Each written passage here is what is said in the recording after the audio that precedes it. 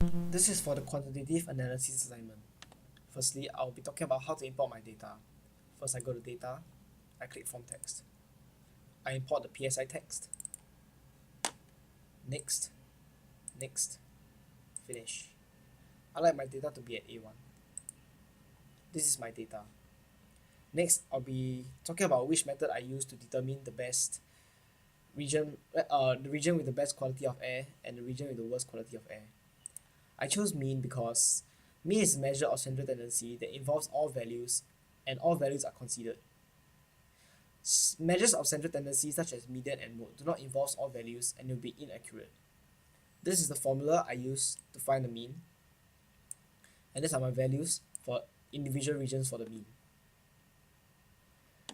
The region with the best air quality will be the east, and the region with the worst air quality will be the west.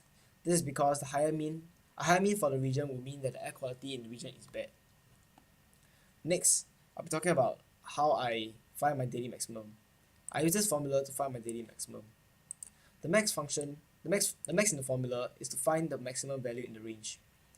The if in the formula is to create a condition.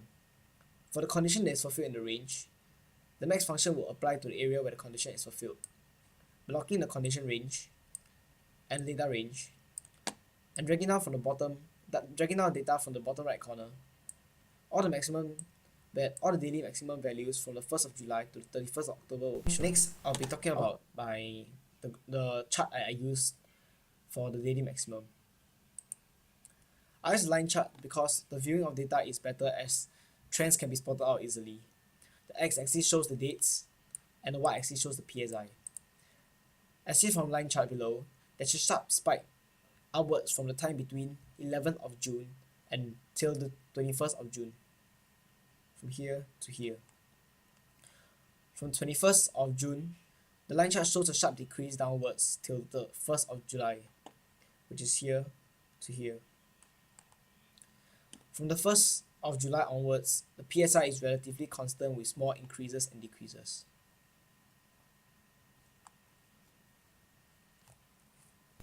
Moving on to question 2. To construct a 95% confidence interval of the mean PSI reading for the 5 months from June to October 2013, we need to know a few things. Firstly will be the sample mean.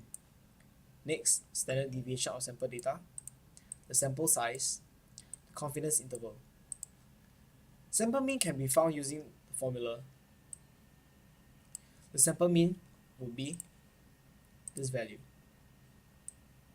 Note the formula. Next, the standard deviation can be found using this formula. The standard deviation is this. Note the formula. The sample size will be the number of days in data, which is 153 days. The confidence interval is provided, which is 95%. We're able to know the standard error by using this formula. The standard error is this. Note the formula. We're able to know the sample error by using this formula. The sample error is, note the formula. The confidence interval of the upper limit will be the mean plus the sample error, which is this. And the confidence interval of the lower limit will be the mean minus the sample error, which is this.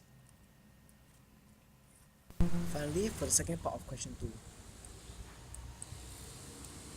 For this question, we have to use a null hypothesis. For using null hypothesis, we have to know a few factors. These are information that we need to know.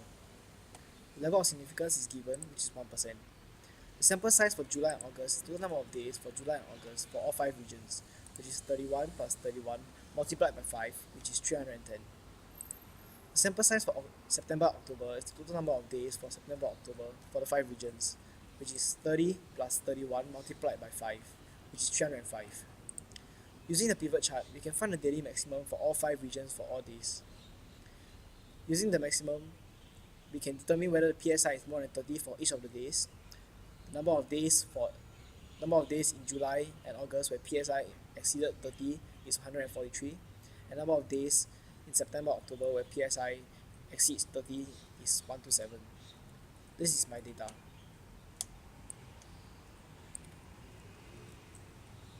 Moving on. The null hypothesis is the opposite of the case of interest, which is the alternate hypothesis. We'd like to know if there is a difference between PS1 and PS2. Therefore, the alternate hypothesis is PS1 is not equal to PS2. Since the null hypothesis is the opposite, PS1 will be equal to PS2 for the null hypothesis. This question will be a one-tailed test. Since we have a level of significance which is 1%, we're able to find the critical value. The critical value is the point on the scale of the test statistics beyond which we reject the null hypothesis. To find the critical value, we use this formula.